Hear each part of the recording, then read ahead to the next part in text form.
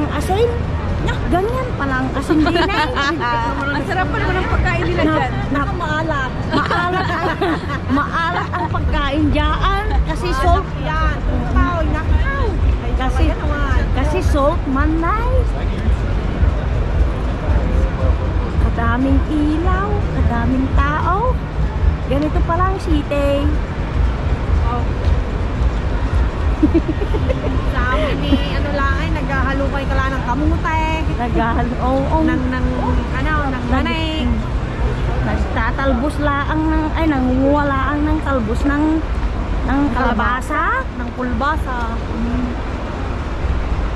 Tapos pagpunta mo din sa city, Ay, sa dami ilaw. tapos semento pa.